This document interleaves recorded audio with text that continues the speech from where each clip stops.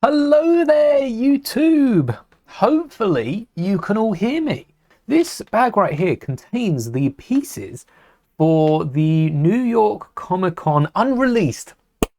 Knew I was forgetting something. It's an unreleased poly bag. So this poly bag is technically not an official set and it hasn't yet been accepted into most LEGO database records. Not official LEGO database records, but any of the sites we use online. I don't think LEGO would give us access to the real deal. Spiderman 65382220 Sandman attacks, which was likely planned. This is just a rumored set right now.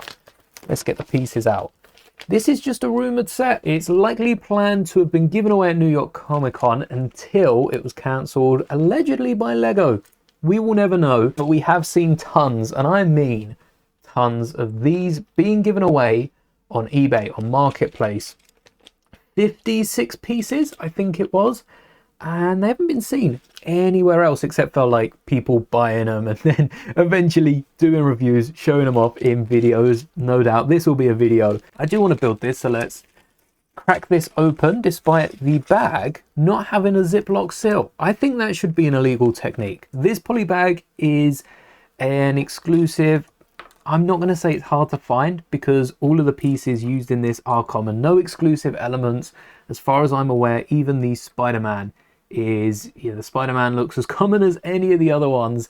Though I will say, does Spider-Man, oh yeah, Spider-Man does have arm printing. I should have looked at the piece in front of me. It's cool. It would have been nice to have got a Sandman minifigure, because if you've watched the Marvel magazine where we got a duplicate of Green Goblin, I am trying to collect a few of the other minifigures that I don't yet have, and Sandman is on the list. Hopefully we get Sandman in a cheap set, maybe even a poly bag. Not next year's poly bag. We already know most of the 2026 poly bags. A City Hot Rod car, Ninja Cole's car, a Thai Advanced mini build, a cute Easter Bunny, Dumbledore's office with Harry, Bruce Wayne and the Batsuit, Alex's Campfire Conflict, and the only other one we have a name for is 30725 Spider-Man versus Anti-Venom Heist.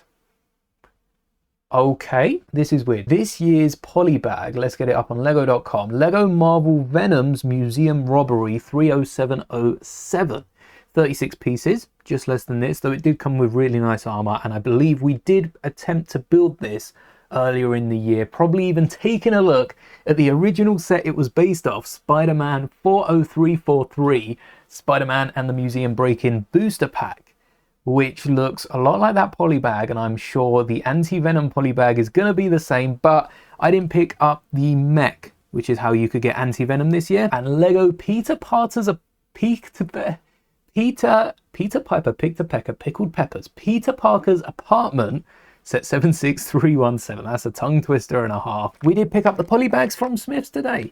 We do have Alex's Lush Cave Fight, and then Toad, in brackets, Pit Crew. Never thought I'd be building this on a stream. The Hand of Sandman. It's a really good idea. I would have loved a Sandman minifigure, maybe to have like a giant sand castle. This is going to get morbid. A giant sand castle, and then to have the Sandman figure in the background from, I think it might even be a deleted scene from the Tobey Spider-Man movies. It's a deleted scene maybe, but it's where Sandman at the end goes to visit his daughter some point in the movie, and it's a really emotional scene. And in a second, once we have finished with the poly bag, we are going to move on to making the Clone Walker Battle Pack a UCS set. I'm excited for that. Oh, ball joint. Oh, this is like the rarest piece in the entire poly bag, and it's not rare. There's not a lot of, well, there is a lot of tan, but there's a lot of grey, a lot of nougaty, dark tan, even dark grey pieces to form the palm of the hand. Maybe this is smart. Actually, I was gonna say like it's not as good. Oh no, where's the giant dome piece? Oh, this is gonna be a long stream, chat. I've already placed it down. And I felt like we could have used a bit of water in this bucket. There's not a lot of mobility to the hand because of how it's connected down. It is very much just there for Spider-Man to stand in front of. If this would have been a set, Lego would have wanted us to use these grey fingers. You know what? I just might use the grey ones to start off with. But I do want to replace those with tan fingers. There's tan pieces in the Lego arsenal, and then Spider-Man just stands on the front, unaware that he's about to be gobbled up by the fist of sand belonging to Sandman, which is a minifigure I don't own. And this is the New York Comic Con exclusive Spider-Man Polybag. There we go. Not a bad build. I mean, you're getting this for free at the end of the day. Quite a nice few tan pieces there, but I still think the Sandman fingers would look so much better using the tan snot bricks, which is still reigning champion, my favorite Lego element. But it looks so much better with the tan fingers. Look at that around Spider-Man. Can we center them? That doesn't feel very centered. Nice little display.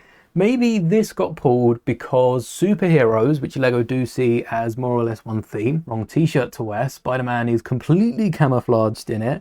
Superheroes did also get an exclusive Batman foil trading card pack. A lot better than paper stickers, that's for sure, especially for a collector's item. Keep that there.